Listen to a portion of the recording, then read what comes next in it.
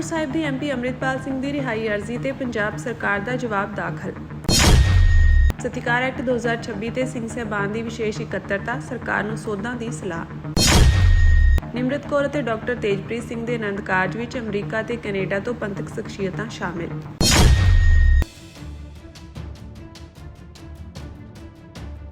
ਖਡੂਰ ਸਾਹਿਬ ਤੋਂ ਲੋਕ ਸਭਾ ਮੈਂਬਰ ਅੰਮ੍ਰਿਤਪਾਲ ਸਿੰਘ ਵੱਲੋਂ ਅਜਨਾਲਾ ਪੁਲਿਸ ਸਟੇਸ਼ਨ ਤੇ ਹਮਲੇ ਦੇ ਮਾਮਲੇ ਵਿੱਚ ਦਾਇਰ ਕੀਤੀ ਰਿਹਾਈ ਦੀ ਅਰਜ਼ੀ ਦੇ ਜਵਾਬ ਵਿੱਚ ਸੂਬਾ ਸਰਕਾਰ ਨੇ ਜਵਾਬ ਦਾਇਰ ਕੀਤਾ ਹੈ। ਉਨ੍ਹਾਂ ਨੂੰ ਅਸਾਮ ਦੀ ਡਿਬਰੂਗੜ੍ਹ ਕੇਂਦਰੀ ਜੇਲ੍ਹ ਤੋਂ ਵੀਡੀਓ ਕਾਨਫਰੰਸਿੰਗ ਰਾਹੀਂ ਅੰਮ੍ਰਿਤਸਰ ਅਦਾਲਤ ਵਿੱਚ ਪੇਸ਼ ਕੀਤਾ ਗਿਆ। ਪੰਜਾਬ ਪੁਲਿਸ ਨੇ 30 ਅਪ੍ਰੈਲ ਨੂੰ ਅਜਨਾਲਾ ਪੁਲਿਸ ਸਟੇਸ਼ਨ ਹਮਲੇ ਦੇ ਮਾਮਲੇ ਵਿੱਚ ਅੰਮ੍ਰਿਤਪਾਲ ਸਿੰਘ ਵਿਰੁੱਧ ਅੰਤਿਮ 12 ਪੰਨਿਆਂ ਦਾ ਚਲਾਨ ਦਾਇਰ ਕੀਤਾ ਸੀ, ਜਿਸ ਤੋਂ ਬਾਅਦ ਬਚਾਅ ਪੱਖ ਦੇ ਵਕੀਲ ਨੇ ਇਨ੍ਹਾਂ ਦੋਸ਼ਾਂ ਵਿਰੁੱਧ ਆਪਣਾ ਪੱਖ ਰੱਖਦੇ ਹੋਏ ਰਿਹਾਈ ਦੀ ਅਰਜ਼ੀ ਦਾਇਰ ਕੀਤੀ।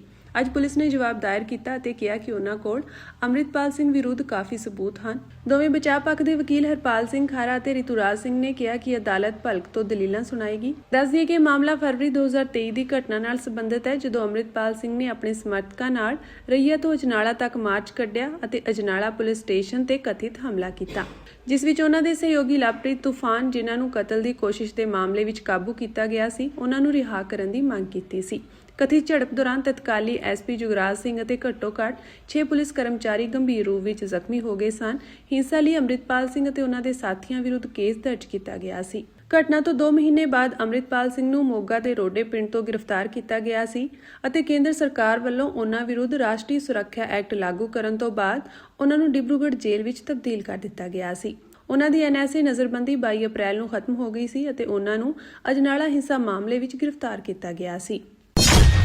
ਇਹ ਜਿਹੜਾ ਕਾਨੂੰਨ ਹੈ ਸ਼੍ਰੀ ਗੁਰੂ ਗ੍ਰੰਥ ਸਾਹਿਬ ਮਹਾਰਾਜ ਤੋਂ ਜਿੱਥੇ ਬਣਾਇਆ ਤਾਂ ਸਰਕਾਰ ਨੇ ਸਤਿਕਾਰ ਵਜੋਂ ਸੀ, ਪਰ ਇਹ ਕਿਧਰੇ ਨਾ ਕਿਧਰੇ ਸ਼੍ਰੀ ਗੁਰੂ ਗ੍ਰੰਥ ਸਾਹਿਬ ਮਹਾਰਾਜ ਦੇ ਸਤਿਕਾਰ ਤੋਂ ਤੇ ਸ਼੍ਰੀ ਗੁਰੂ ਗ੍ਰੰਥ ਸਾਹਿਬ ਮਹਾਰਾਜ ਤੋਂ ਸਾਨੂੰ ਦੂਰ ਲੈ ਕੇ ਜਾਣ ਵਾਲਾ ਹੈ। ਇਸ ਕਰਕੇ ਸਰਕਾਰ ਨੂੰ ਇਹਦੀਆਂ ਮੱਦਾਂ ਦੇ ਵੱਲ ਧਿਆਨ ਦੇ ਕੇ ਜੋ ਸ਼੍ਰੀ ਅਕਾਲ ਤਖਤ ਸਾਹਿਬ ਤੇ ਸ਼੍ਰੋਮਣੀ ਗੁਰਦੁਆਰਾ ਪ੍ਰਬੰਧਕ ਕਮੇਟੀ ਵੱਲੋਂ ਇਸ ਸੰਬੰਧੀ ਜੋ ਸੁਝਾਅ ਦਿੱਤੇ ਗਏ ਨੇ, ਉਹਨਾਂ ਦੇ ਵੱਲ ਗੌਰ ਜਿਹੜਾ ਫਰਮਾਉਣਾ ਚਾਹੀਦਾ ਹੈ। ਪੰਜਾਬ ਸਰਕਾਰ ਵੱਲੋਂ ਜਾਗਤ ਜੋਸ਼ ਸ੍ਰੀ ਗੁਰੂ ਗ੍ਰੰਥ ਸਾਹਿਬ ਸਤਿਕਾਰ ਐਕਟ 2026 ਦੇ ਸਬੰਧ ਵਿੱਚ ਸਿੱਖ ਕੌਮ ਵੱਲੋਂ ਕੀਤੇ ਜਾ ਰਹੇ ਇਤਰਾਜ਼ਾਂ ਨੂੰ ਲੈ ਕੇ ਅੱਜ ਸੱਚਖੰਡ ਸ੍ਰੀ ਹਰਿਮੰਦਰ ਸਾਹਿਬ ਸ੍ਰੀ ਦਰਬਾਰ ਸਾਹਿਬ ਦੇ ਹੈੱਡ ਗ੍ਰੰਥੀ ਤੇ ਸਮੂਹ ਸਿੰਘ ਸਾਹਿਬਾਨ, ਸ੍ਰੀ ਅਕਾਲ ਤਖਤ ਸਾਹਿਬ ਦੇ ਮੁੱਖ ਗ੍ਰੰਥੀ ਤੇ ਐਡੀਸ਼ਨਲ ਮੁੱਖ ਗ੍ਰੰਥੀ ਨੇ ਵਿਸ਼ੇਸ਼ ਇਕੱਤਰਤਾ ਕਰਕੇ ਇਸ ਉੱਤੇ ਗੰਭੀਰ ਵਿਚਾਰ ਵਟਾਂਦਰਾ ਕੀਤਾ। ਇਸ ਮਗਰੋਂ ਮੀਡੀਆ ਨੂੰ ਜਾਰੀ ਕੀਤੇ ਪ੍ਰੈਸ ਬਿਆਨ ਰਾਹੀਂ ਸਮੂਹ ਸਿੰਘ ਸਾਹਿਬਾਨ ਨੇ ਪੰਜਾਬ ਦੇ ਮੁੱਖ ਮੰਤਰੀ ਨੂੰ ਸੁਝਾਅ ਦਿੱਤਾ ਕਿ ਸ੍ਰੀ ਗੁਰੂ ਗ੍ਰੰਥ ਸਾਹਿਬ ਜੀ ਦੀ ਬੇਅਦਬੀ ਕਰਨ ਵਾਲੇ ਹਰ ਦੋਸ਼ੀ ਪਾਪੀ ਨੂੰ ਸਖਤ ਤੋਂ ਸਖਤ ਸਜ਼ਾਵਾਂ ਦੇਣ ਦਾ ਕਾਨੂੰਨ ਬਿਨਾਂ ਸ਼ੱਕ ਕੌਮ ਦੇ ਹੱਕ ਵਿੱਚ ਹੈ, ਪਰੰਤੂ ਇਸ ਦੇ ਨਾਲ ਹੀ ਸਿੱਖ ਕੌਮ ਦੀਆਂ ਮਹਾਨ ਸੰਸਥਾਵਾਂ ਅਤੇ ਗ੍ਰੰਥੀ ਸਿੰਘਾਂ, ਗੁਰਦੁਆਰਾ ਕਮੇਟੀਆਂ ਅਤੇ ਸੰਗਤਾਂ ਨੂੰ ਬੇਅਦਬੀ ਦੇ ਅਪਰਾਧ ਤੋਂ ਇਲਾਵਾ ਮਰਿਆਦਾ ਸੰਬੰਧੀ ਮਾਮਲਿਆਂ ਵਿੱਚ ਕਾਨੂੰਨੀ ਦਾਇਰੇ ਵਿੱਚ ਲਿਆਉਣਾ ਅਤ ਇਤਰਾਜ਼ਯੋਗ ਹੈ। ਸਮੂਹ ਸਿੰਘ ਸਾਹਿਬਾਨ ਨੇ ਪੰਜਾਬ ਸਰਕਾਰ ਅਤੇ ਮੁੱਖ ਮੰਤਰੀ ਨੂੰ ਇਸ ਸੰਜੀਦਾ ਮਸਲੇ ਉੱਤੇ ਵਿਚਾਰ ਮੰਥਨ ਦਾ ਸੁਝਾਅ ਦਿੰਦਿਆਂ ਕਿਹਾ ਕਿ ਸਿੱਖ ਭਾਵਨਾਵਾਂ ਅਨੁਸਾਰ ਕਾਨੂੰਨ ਵਿੱਚ ਸੋਧਾਂ ਕਰਨੀਆਂ ਕੌਮ ਦੇ ਭਲੇ ਵਿੱਚ ਹੈ, ਜਿਸ ਤੇ ਸਰਕਾਰ ਨੂੰ ਅੜੀ ਨਹੀਂ ਕਰਨੀ ਚਾਹੀਦੀ। ਸੱਚਖੰਡ ਸ੍ਰੀ ਹਰਿਮੰਦਰ ਸਾਹਿਬ ਦੇ ਸਮੂਹ ਸਿੰਘ ਸਾਹਿਬਾਨ ਅਤੇ ਹੈੱਡ ਗ੍ਰੰਥੀ ਸ੍ਰੀ ਅਕਾਲ ਤਖਤ ਸਾਹਿਬ ਨੇ ਪੂਰੀ ਕੌਮ ਦੇ ਗ੍ਰੰਥੀ ਸਿੰਘਾਂ ਵੱਲੋਂ ਇਸ ਗੱਲ ਉੱਤੇ ਜ਼ੋਰ ਦਿੱਤਾ ਕਿ ਸ੍ਰੀ ਗੁਰੂ ਗ੍ਰੰਥ ਸਾਹਿਬ ਜੀ ਦੀ ਸੇਵਾਦਾਰ ਧਿਰ ਗ੍ਰੰਥੀ ਸਿੰਘ ਕੌਮ ਦੀ ਰੀੜ੍ਹ ਦੀ ਹੱਡੀ ਵਾਂਗ ਹਨ, ਜਿਨ੍ਹਾਂ ਨੂੰ ਕਿਸੇ ਵੀ ਕਾਨੂੰਨ ਨਾਲ ਭੈਭੀਤ ਨਹੀਂ ਕਰਨਾ ਚਾਹੀਦਾ, ਸਗੋਂ ਅਜਿਹਾ ਕਾਨੂੰਨ ਹੋਣਾ ਚਾਹੀਦਾ ਹੈ ਜਿਸ ਨੂੰ ਪ੍ਰਚਾਰਨ ਅਤੇ ਪਾਲਣ ਲਈ ਗ੍ਰੰਥੀ ਸਿੰਘ ਸਾਹਿਬਾਨ ਇਸ ਦੀ ਪ੍ਰੋੜਤਾ ਕਰਨ। ਇਸ ਲਈ ਮੁੱਖ ਮੰਤਰੀ ਤੁਰੰਤ ਇਸ ਕਾਨੂੰਨ ਵਿੱਚੋਂ ਗ੍ਰੰਥੀ ਸ਼੍ਰੇਣੀ ਸਿੱਖ ਸੰਸਥਾਵਾਂ, ਗੁਰਦੁਆਰਾ ਕਮੇਟੀਆਂ ਅਤੇ ਸੰਗਤਾਂ ਦੇ ਵਿਰੁੱਧ ਜਾਂਦੀਆਂ ਮਦਾਂ ਖਤਮ ਕਰਨ ਦੀ ਪਹਿਲਕਦਮੀ ਕਰਨ। ਪੰਜਾਬ ਸਰਕਾਰ ਦੇ ਵੱਲੋਂ ਜੋ ਸ਼੍ਰੀ ਗੁਰੂ ਗ੍ਰੰਥ ਸਾਹਿਬ ਮਹਾਰਾਜ ਜੀ ਦੇ ਸਤਿਕਾਰ ਦੇ ਵਿੱਚ ਸੋਧ ਐਕਟ 2026 ਇਸ ਸੰਬੰਧੀ ਜੋ ਐਕਟ ਤਿਆਰ ਕੀਤਾ ਗਿਆ ਹੈ, ਸਿੱਖ ਕੌਮ ਦੀਆਂ ਜੋ ਮਹਾਨ ਸੰਸਥਾਵਾਂ ਹਨ, ਗ੍ਰੰਥੀ ਸਿੰਘਾਂ ਦੇ ਵਿੱਚ ਇਸ ਐਕਟ ਦੇ ਸੰਬੰਧੀ ਜੋ ਡਰ ਤੇ ਸਹਿਮ ਪਾਇਆ ਜਾ ਰਿਹਾ ਹੈ, ਗੁਰਦੁਆਰਾ ਕਮੇਟੀਆਂ ਦੇ ਵਿੱਚ ਜੋ ਇਸ ਐਕਟ ਨੂੰ ਲੈ ਕੇ ਸਹਿਮ ਪਾਇਆ ਜਾ ਰਿਹਾ ਹੈ, ਉਸ ਦੇ ਮਸਲੇ ਦੇ ਵਿੱਚ ਸਾਡਾ ਜੋ ਇਹ ਸੁਝਾਅ ਹੈ ਕਿ ਸਰਕਾਰ ਨੂੰ ਇਸ ਐਕਟ ਦੀਆਂ ਜਿਹੜੀਆਂ ਮੱਦਾਂ ਹਨ ਉਹਨਾਂ ਦੇ ਵੱਲ ਗੌਰ ਕਰਨਾ ਚਾਹੀਦਾ ਹੈ ਤੇ ਸਿੱਖ ਪੰਥ ਦੀ ਸਿਰਮੌਰ ਸੰਸਥਾ ਸ਼੍ਰੋਮਣੀ ਗੁਰਦੁਆਰਾ ਪ੍ਰਬੰਧਕ ਕਮੇਟੀ ਅਤੇ ਸਰਵਉੱਚ ਸ੍ਰੀ ਅਕਾਲ ਤਖਤ ਸਾਹਿਬ ਵੱਲੋਂ ਜੋ ਸੁਝਾਅ ਦਿੱਤੇ ਗਏ ਨੇ ਪੰਜਾਬ ਸਰਕਾਰ ਨੂੰ, ਉਹਨਾਂ ਦੇ ਵੱਲ ਸਰਕਾਰ ਨੂੰ ਧਿਆਨ ਦੇਣਾ ਚਾਹੀਦਾ ਹੈ। ਜੇਕਰ ਇਸੇ ਤਰ੍ਹਾਂ ਹੀ ਜਿਹੜਾ ਸਹਿਮ ਤੇ ਡਰ ਗ੍ਰੰਥੀ ਸਿੰਘਾਂ ਦੇ ਵਿੱਚ, ਗੁਰਦੁਆਰਾ ਪ੍ਰਬੰਧਕ ਕਮੇਟੀਆਂ ਦੇ ਵਿੱਚ ਰਿਹਾ, ਤਾਂ ਆਉਣ ਵਾਲੇ ਸਮੇਂ ਦੇ ਵਿੱਚ ਇਸ ਗੱਲ ਤੋਂ ਇਨਕਾਰ ਨਹੀਂ ਕੀਤਾ ਜਾ ਸਕਦਾ, ਕਿਉਂਕਿ ਜੋ ਸ੍ਰੀ ਗੁਰੂ ਗ੍ਰੰਥ ਸਾਹਿਬ ਮਹਾਰਾਜ ਦੀ ਸੇਵਾ ਸੰਭਾਲ ਹੈ ਉਹ ਸ਼ਰਧਾ ਵਸ ਹੈ, ਪ੍ਰੇਮ ਭਾਵਨਾ ਦੇ ਨਾਲ ਹੈ, ਨਾ ਕਿ ਕਿਸੇ ਸਰਕਾਰ ਦੇ ਜਾਂ ਕਿਸੇ ਕਾਨੂੰਨ ਦੇ ਡਰ ਵਜੋਂ ਕੀਤੀ ਜਾ ਸਕੇ। ਇਸ ਵਾਸਤੇ ਸਾਡੀ ਪੰਜਾਬ ਸਰਕਾਰ ਨੂੰ ਇਹੀ ਬੇਨਤੀ ਹੈ ਕਿ ਉਹ ਜਿਹੜਾ ਇਹ ਐਕਟ ਹੈ, ਇਹਦੇ ਵਿੱਚ ਜੋ ਮੱਦਾਂ ਹਨ ਉਹਨਾਂ ਦੇ ਵੱਲ ਧਿਆਨ ਦੇਵੇ ਤੇ ਸ੍ਰੀ ਅਕਾਲ ਤਖਤ ਸਾਹਿਬ ਦੇ ਜੋ ਸੁਝਾਅ ਹਨ ਉਹਨਾਂ ਦੇ ਵੱਲ ਗੌਰ ਕੀਤਾ ਜਾਵੇ। ਸਾਡੀ ਜੋ ਸਿੱਖ ਰਹਿਤ ਮਰਿਆਦਾ ਹੈ ਉਹਦੇ ਪੰਨਾ ਨੰਬਰ 16 ਦੇ ਉੱਤੇ ਸ੍ਰੀ ਅਕਾਲ ਤਖਤ ਸਾਹਿਬ ਵੱਲੋਂ ਹਰੇਕ ਸਿੱਖ ਨੂੰ ਇਹ ਤਕੀਦ ਕੀਤੀ ਗਈ ਹੈ ਕਿ ਹਰੇਕ ਸਿੱਖ ਦੇ ਘਰ ਵਸ ਲੱਗੇ ਤਾਂ ਹਰੇਕ ਸਿੱਖ ਦੇ ਘਰ ਸ੍ਰੀ ਗੁਰੂ ਗ੍ਰੰਥ ਸਾਹਿਬ ਮਹਾਰਾਜ ਦਾ ਪ੍ਰਕਾਸ਼ ਵੱਖਰਾ ਤੇ ਉਹਦਾ ਜਿਹੜਾ ਸਥਾਨ ਹੈ ਉਹ ਪ੍ਰਕਾਸ਼ ਕਰਨ ਦਾ ਨਿਵੇਕਲਾ ਹੋਣਾ ਚਾਹੀਦਾ ਹੈ। ਲੇਕਿਨ ਜਿਹੜੀਆਂ ਇਸ ਐਕਟ ਦੀਆਂ ਮੱਦਾਂ ਹਨ ਉਹਨਾਂ ਦੇ ਵਿੱਚ ਇਹੋ ਜਿਹਾ ਡਰ ਪੈਦਾ ਕੀਤਾ ਗਿਆ ਹੈ ਕਿ ਸ੍ਰੀ ਗੁਰੂ ਗ੍ਰੰਥ ਸਾਹਿਬ ਮਹਾਰਾਜ ਦਾ ਪ੍ਰਕਾਸ਼ ਤਾਂ ਕਿਸੇ ਸਿੱਖ ਨੇ ਆਪਣੇ ਘਰ ਦੇ ਵਿੱਚ ਕੀ ਕਰਨਾ, ਪਰ ਜਿਹੜੇ ਘਰਾਂ ਦੇ ਵਿੱਚ ਗੁਟਕੇ ਸਾਹਿਬ ਹਨ ਉਹ ਵੀ ਸੰਗਤਾਂ ਡਰ ਵਜੋਂ ਇਤਿਹਾਸਕ ਗੁਰਦੁਆਰੇ ਸਾਹਿਬਾਨਾਂ ਦੇ ਵਿੱਚ ਜਮ੍ਹਾਂ ਕਰਵਾ ਰਹੀਆਂ ਕਿ ਸਾਡੇ ਕੋਲੋਂ ਕਿਧਰੇ ਨਾ ਕਿਧਰੇ ਜਾਪ ਕਰਦਿਆਂ, ਸੇਵਾ ਸੰਭਾਲ ਕਰਦਿਆਂ ਕੋਈ ਕਿਸੇ ਤਰ੍ਹਾਂ ਦੀ ਕੋਈ ਗਲਤੀ ਨਾ ਹੋ ਜਾਵੇ। ਸੋ ਇਸ ਕਰਕੇ ਇਹ ਜਿਹੜਾ ਕਾਨੂੰਨ ਹੈ ਸ੍ਰੀ ਗੁਰੂ ਗ੍ਰੰਥ ਸਾਹਿਬ ਮਹਾਰਾਜ ਤੋਂ, ਜਿੱਥੇ ਬਣਾਇਆ ਤਾਂ ਸਰਕਾਰ ਨੇ ਸਤਿਕਾਰ ਵਜੋਂ ਸੀ, ਪਰ ਇਹ ਕਿਧਰੇ ਨਾ ਕਿਧਰੇ ਸ੍ਰੀ ਗੁਰੂ ਗ੍ਰੰਥ ਸਾਹਿਬ ਮਹਾਰਾਜ ਦੇ ਸਤਿਕਾਰ ਤੋਂ ਤੇ ਸ੍ਰੀ ਗੁਰੂ ਗ੍ਰੰਥ ਸਾਹਿਬ ਮਹਾਰਾਜ ਤੋਂ ਸਾਨੂੰ ਦੂਰ ਲੈ ਕੇ ਜਾਣ ਵਾਲਾ ਹੈ।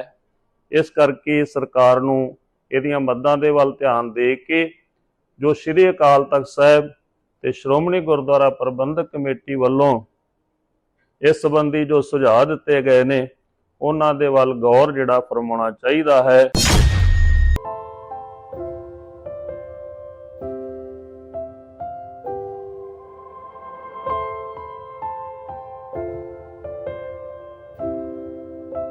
ਪੰਥਕ ਸੰਘਰਸ਼ ਵਿੱਚ ਲੰਮੇ ਸਮੇਂ ਤੋਂ ਅਹਿਮ ਯੋਗਦਾਨ ਪਾ ਰਹੇ ਭਾਈ ਗੁਰਦੇਵ ਸਿੰਘ ਮਿਸ਼ੀਗਨ ਦੀ ਬੇਟੀ ਨਿਮਰਤ ਕੌਰ ਦੇ ਆਨੰਦ ਕਾਰਜ ਡਾਕਟਰ ਤੇਜਪ੍ਰੀਤ ਸਿੰਘ ਨਾਲ ਨਿਊ ਜਰਸੀ ਦੇ ਗਲੈਨਰੋਕ ਗੁਰਦੁਆਰਾ ਸਾਹਿਬ ਵਿਖੇ ਹੋਏ।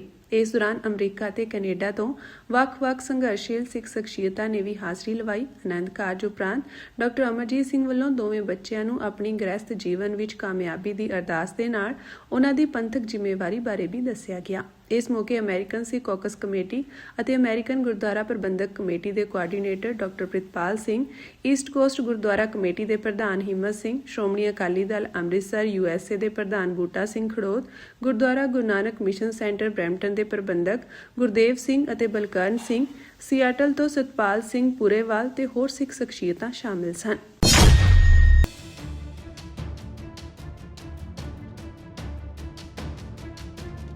ਈਰਾਨ ਨੇ ਅਮਰੀਕਾ ਨੂੰ ਕਿਹਾ ਕਿ ਉਹ ਇੱਕ ਪਾਸੇ ਦਬਾਅ ਪਾਉਣਾ ਬੰਦ ਕਰਕੇ ਤਹਿਰਾਨ ਵੱਲੋਂ ਦਿੱਤੀਆਂ ਗਈਆਂ ਜਾਇਜ਼ ਸ਼ਰਤਾਂ ਨੂੰ ਮੰਨੇ। ਈਰਾਨ ਨੇ ਦਾਅਵਾ ਕੀਤਾ ਕਿ ਉਸ ਦੀਆਂ ਸ਼ਰਤਾਂ ਬਿਲਕੁਲ ਜਾਇਜ਼ ਹਨ। ਈਰਾਨੀ ਰਾਸ਼ਟਰਪਤੀ ਮਸੂਦ ਪੇਜ਼ੇਸ਼ਕੀਅਨ ਨੇ ਕਿਹਾ ਕਿ ਖੇਤਰੀ ਤਣਾਅ ਨਾਲ ਸਿੱਝਣ ਲਈ ਉਹਨਾਂ ਕੋਲ ਕਈ ਰਾਹ ਹਨ, ਜਿਨ੍ਹਾਂ ਵਿੱਚ ਮਾਣ ਸਨਮਾਨ ਅਤੇ ਅਧਿਕਾਰ ਨਾਲ ਕੀਤੀ ਜਾਣ ਵਾਲੀ ਗੱਲਬਾਤ ਵੀ ਸ਼ਾਮਿਲ ਹੈ।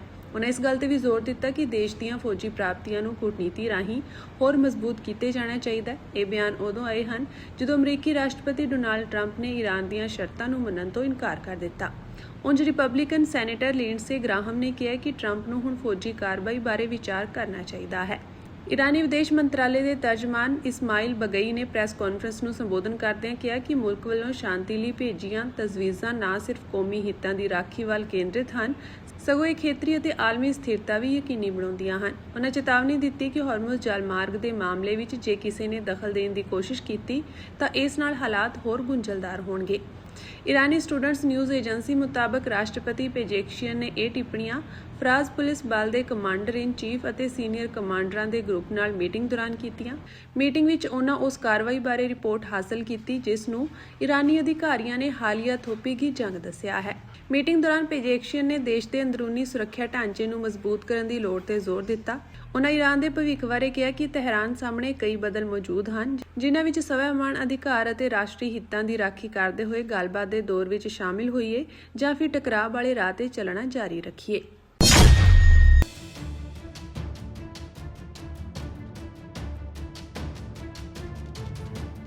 ਪੰਜਾਬ ਵਿੱਚ ਕੇਂਦਰੀ ਜਾਂਚ ਏਜੰਸੀਆਂ ਵੱਲੋਂ ਕੀਤੀਆਂ ਜਾ ਰਹੀਆਂ ਲਗਾਤਾਰ ਛਾਪੇਮਾਰੀਆਂ ਦਰਮਿਆਨ ਪੰਜਾਬ ਪ੍ਰਦੇਸ਼ ਕਾਂਗਰਸ ਕਮੇਟੀ ਦੇ ਪ੍ਰਧਾਨ ਅਮਰਿੰਦਰ ਸਿੰਘ ਰਾਜਾ ਵੜਿੰਗ ਨੇ ਭਾਰਤੀ ਜਨਤਾ ਪਾਰਟੀ ਅਤੇ ਆਮ ਆਦਮੀ ਪਾਰਟੀ ਤੇ ਤਿੱਖੇ ਹਮਲੇ ਕੀਤੇ ਹਨ। ਵੜਿੰਗ ਨੇ ਦੋਵਾਂ ਪਾਰਟੀਆਂ ਤੇ ਬਦਲਾਖੋਰੀ ਦੀ ਸਿਆਸਤ ਕਰਨ ਦੇ ਦੋਸ਼ ਲਗਾਉਂਦਿਆਂ ਕਿਹਾ ਕਿ ਲੋਕਤੰਤਰ ਦਾ ਘਾਣ ਕੀਤਾ ਜਾ ਰਿਹਾ ਹੈ। ਬੀਤੀ ਰਾਤ ਪੰਜਾਬ ਵਿਜੀਲੈਂਸ ਬਿਊਰੋ ਦੇ ਦਫ਼ਤਰ ਵਿੱਚ ਸੀਬੀਆਈ ਵੱਲੋਂ ਮਾਰੇ ਗਏ ਛਾਪੇ ਦਾ ਹਵਾਲਾ ਦਿੰਦਿਆਂ ਰਾਜਾ ਵੜਿੰਗ ਨੇ ਕਿਹਾ ਕਿ ਇਹ ਕੇਂਦਰੀ ਗ੍ਰਹਿ ਮੰਤਰੀ ਅਮਿਤ ਸ਼ਾਹ ਦੇ ਕੰਮ ਕਰਨ ਦਾ ਇੱਕ ਤਰੀਕਾ ਬਣ ਗਿਆ ਹੈ। ਉਨ੍ਹਾਂ ਕਿਹਾ ਕਿ ਪਹਿਲਾਂ ਕੇਂਦਰੀ ਏਜੰਸੀਆਂ ਸਿਆਸਤਦਾਨਾਂ ਨੂੰ ਨਿਸ਼ਾਨਾ ਬਣਾਉਂਦੀਆਂ ਹਨ, ਫਿਰ ਅਫਸਰਸ਼ਾਹੀ ਅਤੇ ਪੁਲਿਸ ਅਧਿਕਾਰੀਆਂ ਨੂੰ ਡਰਾਇਆ ਜਾਂਦਾ ਹੈ। ਉਨ੍ਹਾਂ ਕਿਹਾ ਕਿ ਇਸ ਰਾਹੀਂ ਇੱਕ ਸਾਫ਼ ਸੁਨੇਹਾ ਦਿੱਤਾ ਜਾ ਰਿਹਾ ਹੈ ਕਿ ਜਾਂ ਤਾਂ ਸਾਡੇ ਅਨੁਸਾਰ ਚੱਲੋ, ਨਹੀਂ ਤਾਂ ਨਤੀਜੇ ਭੁਗਤਣ ਲਈ ਤਿਆਰ ਰਹੋ। ਵੜਿੰਗ ਨੇ ਕਿਹਾ ਕਿ ਇਹਨਾਂ ਕਾਰਵਾਈਆਂ ਦਾ ਸਮਾਂ ਬਹੁਤ ਕੁਝ ਬਿਆਨ ਕਰਦਾ ਹੈ। ਉਨ੍ਹਾਂ ਖਦਸ਼ਾ ਜਤਾਇਆ ਕਿ ਪੰਜਾਬ ਚੋਣਾਂ ਨੇੜੇ ਆਉਂਦੇ ਹੀ ਲੋਕਤੰਤਰ ਤੇ ਹਮਲੇ ਤੇਜ਼ ਹੋ ਗਏ ਹਨ ਅਤੇ ਅਗਲਾ ਨਿਸ਼ਾਨਾ ਕਾਂਗਰਸੀ ਆਗੂ ਹੋਣਗੇ। ਉਨ੍ਹਾਂ ਦਾਅਵਾ ਕੀਤਾ ਕਿ ਕਾਂਗਰਸ ਪਾਰਟੀ ਅਜਿਹੇ ਕਿਸੇ ਵੀ ਸਿਆਸੀ ਹਮਲੇ ਦਾ ਸਾਹਮਣਾ ਕਰਨ ਲਈ ਪੂਰੀ ਤਰ੍ਹਾਂ ਤਿਆਰ ਹੈ। ਰਾਜਾ ਵੜਿੰਗ ਨੇ ਸਿਰਫ ਕੇਂਦਰੀ ਨਹੀਂ ਸਗੋਂ ਪੰਜਾਬ ਦੀ ਭਗਵੰਤ ਮਾਨ ਸਰਕਾਰ ਨੂੰ ਵੀ ਘੇਰਿਆ। ਉਨ੍ਹਾਂ ਕਿਹਾ ਕਿ ਅਰਵਿੰਦ ਕੇਜਰੀਵਾਲ ਅਤੇ ਮਾਨ ਦੀ ਜੋੜੀ ਵੀ ਸੂਬੇ ਵਿੱਚ ਕੇਂਦਰ ਦੇ ਨਕਸ਼ੇ ਕਦਮਾਂ ਤੇ ਚੱਲ ਰਹੀ ਹੈ। ਵੜਿੰਗ ਅਨੁਸਾਰ ਆਪ ਦੇ ਰਾਜ ਵਿੱਚ ਪੰਜਾਬ ਕਾਂਗਰਸ ਵਿਜੀਲੈਂਸ ਬਿਊਰੋ ਦੀ ਬਦਲਾਖੋਰੀ ਦਾ ਸਭ ਤੋਂ ਵੱਧ ਸ਼ਿਕਾਰ ਹੋਈ ਹੈ। ਉਨ੍ਹਾਂ ਪੁਰਾਣੇ ਕੇਸਾਂ ਦਾ ਹਵਾਲਾ ਦਿੰਦਿਆਂ ਕਿਹਾ ਕਿ ਸਾਡੇ ਸੀਨੀਅਰ ਆਗੂਆਂ ਨੂੰ ਝੂਠੇ ਕੇਸਾਂ ਵਿੱਚ ਫਸਾਇਆ ਗਿਆ, ਉਨ੍ਹਾਂ ਨੂੰ ਪਰੇਸ਼ਾਨ ਅਤੇ ਡਰਾਇਆ ਧਮਕਾਇਆ ਗਿਆ। ਹਾਲਾਂਕਿ ਬਾਅਦ ਵਿੱਚ ਪੰਜਾਬ ਅਤੇ ਹਰਿਆਣਾ ਹਾਈ ਕੋਰਟ ਨੇ ਕਈ ਮਾਮਲੇ ਰੱਦ ਕਰ ਦਿੱਤੇ। ਅਸੀਂ ਇਹ ਸਭ ਭੁੱਲੇ ਨਹੀਂ ਹਾਂ ਅਤੇ ਨਾ ਹੀ ਕਦੇ ਭੁੱਲਾਂਗੇ। ਕਾਂਗਰਸ ਪ੍ਰਧਾਨ ਦੇ ਇਸ ਬਿਆਨ ਨੇ ਸੂਬੇ ਵਿੱਚ ਚੋਣਾਂ ਤੋਂ ਪਹਿਲਾਂ ਸਿਆਸੀ ਤਪਸ਼ ਵਧਾ ਦਿੱਤੀ ਹੈ।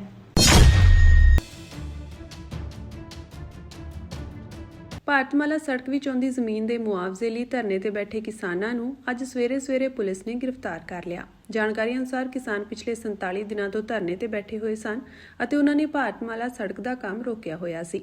ਕਿਸਾਨਾਂ ਦੀ ਮੰਗ ਸੀ ਕਿ ਉਹਨਾਂ ਨੂੰ ਲੁਧਿਆਣਾ ਜ਼ਿਲ੍ਹੇ ਦੇ ਬਰਾਬਰ ਮੁਆਵਜ਼ਾ ਦਿੱਤਾ ਜਾਵੇ। ਅੱਜ ਸਵੇਰੇ 5 ਵਜੇ ਦੇ ਕਰੀਬ ਪੁਲਿਸ ਦੀਆਂ ਦਰਜਨਾਂ ਗੱਡੀਆਂ ਨੇ ਧਰਨਾਕਾਰੀਆਂ ਨੂੰ ਘੇਰ ਲਿਆ ਅਤੇ ਉਹਨਾਂ ਨੂੰ ਗੱਡੀਆਂ ਵਿੱਚ ਬਿਠਾ ਲਿਆ। ਇਸ ਸੰਬੰਧੀ ਸਥਾਨਕ ਧਾਰਮਿਕ ਸਥਾਨਾਂ ਤੋਂ ਸੂਚਨਾ ਵੀ ਦਿੱਤੀ ਗਈ। ਕਿਸਾਨਾਂ ਅਨੁਸਾਰ 2 ਦਰਜਨ ਦੇ ਕਰੀਬ ਕਿਸਾਨਾਂ ਨੂੰ ਗ੍ਰਿਫਤਾਰ ਕੀਤਾ ਗਿਆ। ਇਸ ਮੌਕੇ ਭਾਰਤੀ ਕਿਸਾਨ ਯੂਨੀਅਨ ਉਗਰਾਹਾਂ ਅਤੇ ਭਾਰਤੀ ਕਿਸਾਨ ਯੂਨੀਅਨ ਡਕੌਂਦਾ ਦੇ ਆਗੂ ਵੀ ਪਹੁੰਚੇ ਹੋਏ ਸਨ। ਕਿਸਾਨ ਆਗੂ ਗੁਰਪ੍ਰੀਤ ਸਿੰਘ ਗਿੱਲ ਪ੍ਰਧਾਨ BKU ਉਗਰਾਹਾਂ ਨੇ ਕਿਹਾ ਕਿ ਕਿਸਾਨ ਕੋਈ ਦੇਸ਼ ਜਾਂ ਸੂਬਾ ਵਿਰੋਧੀ ਗੱਲ ਨਹੀਂ ਕਰ ਰਹੇ, ਸਗੋਂ ਆਪਣੇ ਹੱਕਾਂ ਦੀ ਮੰਗ ਕਰ ਰਹੇ ਹਨ। ਬਣਦਾ ਮੁਆਵਜ਼ਾ ਮੰਗਣਾ ਕੋਈ ਗੁਨਾਹ ਨਹੀਂ ਹੈ। ਉਹਨਾਂ ਨੇ ਗ੍ਰਿਫਤਾਰੀਆਂ ਦੀ ਸਖਤ ਨਿੰਦਾ ਕਰਦਿਆਂ ਕਿਹਾ ਕਿ ਜ਼ਿਲ੍ਹਾ ਜਥੇਬੰਦੀ ਦੇ ਫੈਸਲੇ ਅਨੁਸਾਰ ਅਗਲਾ ਸੰਘਰਸ਼ ਵਿੱਢਿਆ ਜਾਵੇਗਾ। ਉਧਰ ਸੰਘਰਸ਼ ਕਮੇਟੀ ਆਗੂ ਨੇ ਦੱਸਿਆ ਕਿ ਲੁਧਿਆਣਾ ਜ਼ਿਲ੍ਹੇ ਵਿੱਚ ਮੁਆਵਜ਼ਾ 80 ਲੱਖ ਰੁਪਏ ਪ੍ਰਤੀ ਏਕੜ ਹੈ, ਜਦਕਿ ਬਰਨਾਲਾ ਵਿੱਚ ਸਿਰਫ 58 ਲੱਖ ਰੁਪਏ ਦਿੱਤਾ ਜਾ ਰਿਹਾ ਹੈ। ਸੜਕ ਅਤੇ ਰਸਤਾ ਇੱਕ ਹੋਣ ਦੇ ਬਾਵਜੂਦ ਮੁਆਵਜ਼ੇ ਵਿੱਚ ਪੱਖਪਾਤ ਕੀਤਾ ਜਾ ਰਿਹਾ ਹੈ। ਨਾਲ ਹੀ 2 ਫੜ ਕੀਤੀ ਜ਼ਮੀਨ ਦਾ ਮੁਆਵਜ਼ਾ ਦੇਣ ਨੂੰ ਟਾਲਿਆ ਜਾ ਰਿਹਾ ਹੈ। ਕਿਸਾਨਾਂ ਨੇ ਪੁਲਿਸ ਦੀਆਂ ਗੱਡੀਆਂ ਵਿੱਚ ਬੈਠ ਕੇ ਵੀ ਨਾਅਰੇਬਾਜ਼ੀ ਕੀਤੀ ਅਤੇ ਆਪਣੇ ਹੱਕੀ ਮੁਆਵਜ਼ੇ ਦੀ ਮੰਗ ਨੂੰ ਦੁਹਰਾਇਆ।